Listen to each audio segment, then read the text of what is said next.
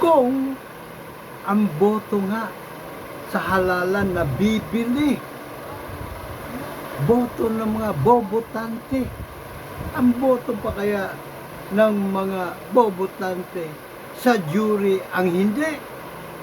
Yan po ang agam-agam ng ilan po nating mga kababayan, kasama na si dating Assemblyman Homobono Adasa. No?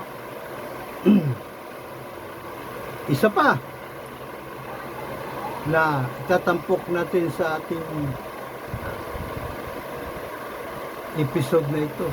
Bakit ba talaga kailangan natin ang hukumang hurado nating mga soberanong mamamayang Pilipino? Hey! Good morning, ladies and gentlemen of the jury. Well, sa 99.9% sa pera, sa Luzon, sa Visayas, sa Mindanao, maging sa masulok na mundo. Mr. Juror po, Dr. Sixto Kikilatis Lagara, inyong lingkod, PhD Public Administration, Honoris Causa. Tara na! Bago lahat, mga luma ay dapat palitan na natin pagsapit ng 2028. Pahirit muna ng suporta sa ating YouTube at Facebook channel niyo po, Mr. Juror Kikilatis Lagari. Malaking ambag na po inyong pag-like, share, at pag-subscribe po sa atin pong dakila at dalisay na advokasya. At sumali na rin po kayo sa ating partido, KKK 2.0 Demokratiko. Bakit KKK 2.0 Demokratiko? Ang atin pong itataguyod, ipagpapatuloy ang naunsyaming dalisay at dakilang diwa na himagsikan. Ang makapagtatag na isang malayang bayan, mas pinalawak na sangguniang bayan sa pagitan ng mga nakapwesto at mga mamayan, at lalo higit sa lahat ang pagpairal ng jury justice system of we, the sovereign Filipino people. So, tara na! Juro, revolusyon na. So, the una po agam-agam, ating kaibigan si Homobono Adasa, dati Assemblyman, at marami mga Pilipino, may kultura daw kasi tayo ng korupsyon. Kaya ang ating mga kababayan, mga bobotante, binibenta ang boto. Teka muna ha, hindi lang yung mga mahirap ang nagbebenta ng boto ha, pati yung mga mayayaman kamo. Although hindi sila ang mismong binabayaran na kandidato, madalas pa nga sila pa ang nagpapaluwal. Katulad noong mga financier ni na Chis Escudero, ni Marcoleta, at maraming iba pa, sila pa ang nagbabayad at nangangampanya para sa kandidato. Pero, mas masahol pa. Kasi pinagbibili nila yung kanilang boto sapagkat pag bumawi po sila, abay, limpak sa pamagitan ng pangungurakot sa kaban ng bayan. So, 6-2 to tango. Ano po ba? Ang mga tinatawag naman ng bobotante na hindi naman totoo yun, gumagamit ng sentido komon. Sabi nila, bay, kahit sino naman sa inyo mananalo mangungurakot din. So, mabuti na yung pakurot. Bago lahat, pakurot muna. Sentido komon naman po. Wala naman may tulak kabigin doon sa mga nakarang tumakbo kahit sino mananalo doon. Hanggang ngayon, yun pa rin ang kanilang diskarte. Istilong bulok.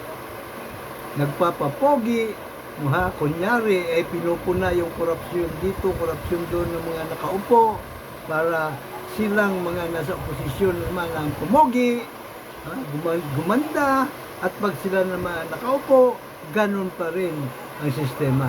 Nakaw dito, nakaw doon. Isa pa sentido komon ng mga tinatawag nilang bobotante. Sino bang bobotante? Yung mga tumatawag o yung mga tinatawag? Hindi naman sila napaparusahan. Diba? Lalo na pagka nakaupo na yung kanilang kanilang pinagbilan ng boto. Oh, lalo nang hindi sila mapaparusahan. Hindi po ba? Ganun naman po kasimple ang labanan dito po sa ating bayang Magiliw. Opo. God knows who does not pay. Ano po ba? O ngayon, ang binibili na ngayon ng mga kandidatong kawatan, hindi na po yung boto na individual eh. Yung resulta na. Ha? Resulta na ng halalan, doon na binibili sa kumulikutong. Uplan, dagdag, bawas. So, mas matindi na ngayon. Mahirap na silang mahuli. Hindi naman natin pwedeng pasok yung ulo natin doon sa vote counting machine para tingnan kung paano siya nandadaya. Dahil puro lang mga computer application na lang po yung nandun. Hindi po ba? At doon na sa mga command, ginagawa ang dayaan. Kunting fingering na lang kailangan ngayon.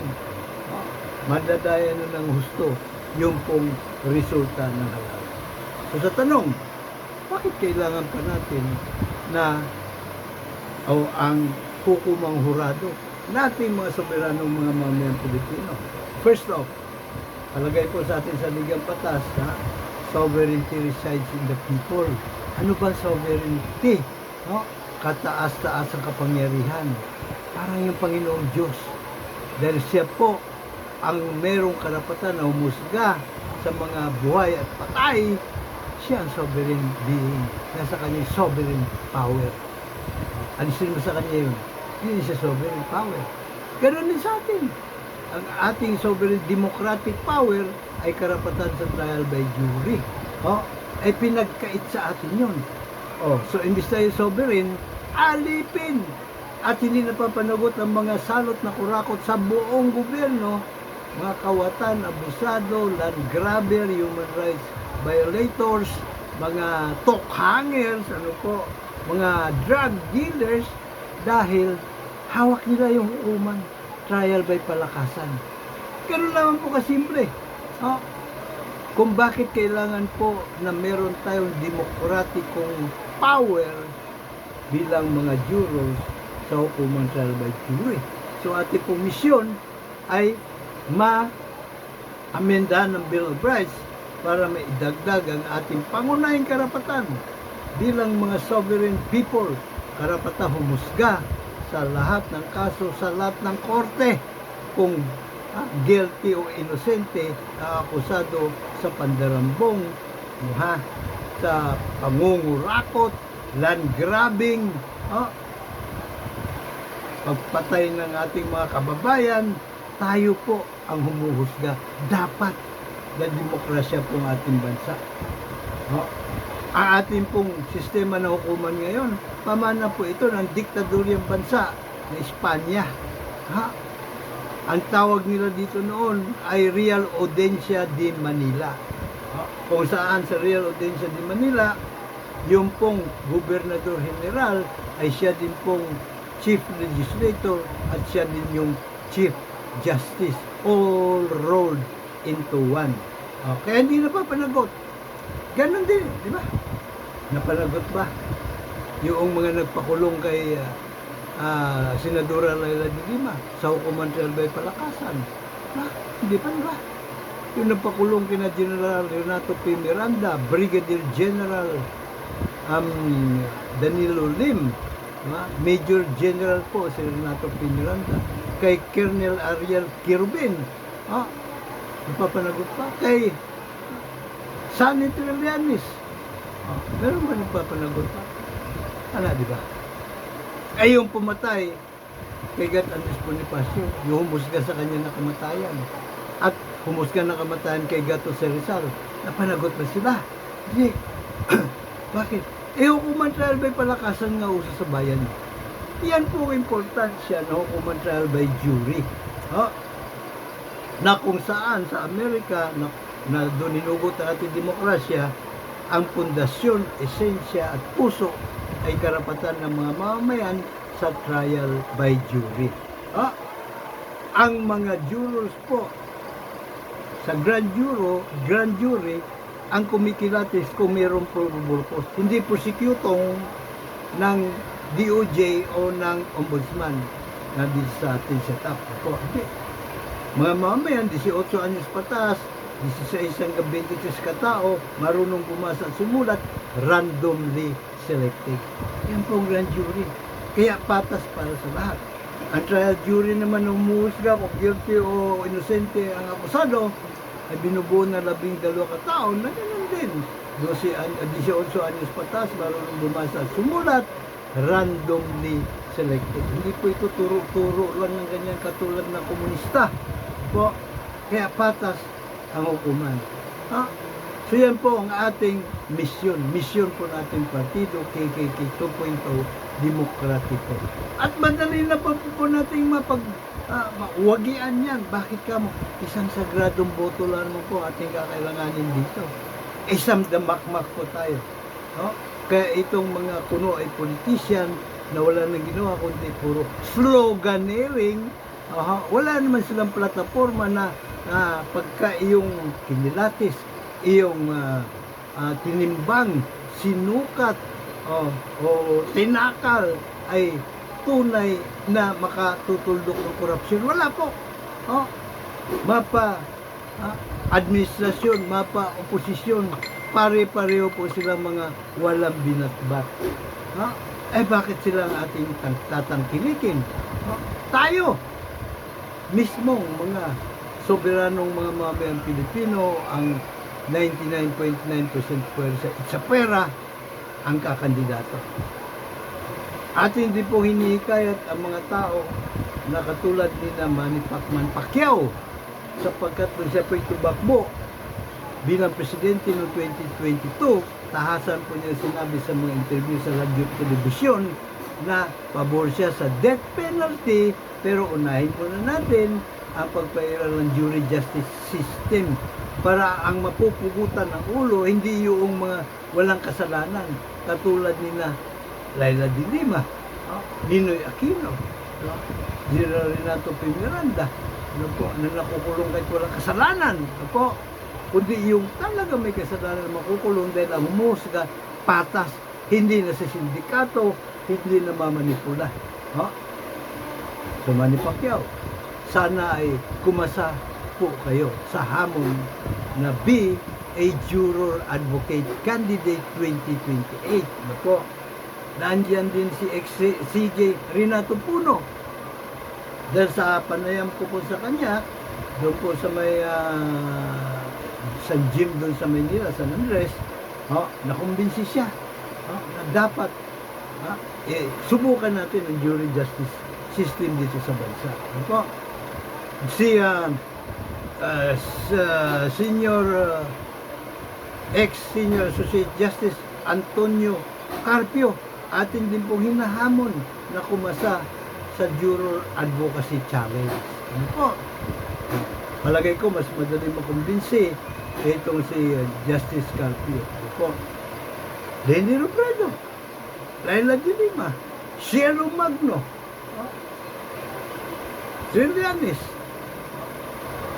si Alex Lacson, si Attorney Howard Calleja, si Jun Lozada.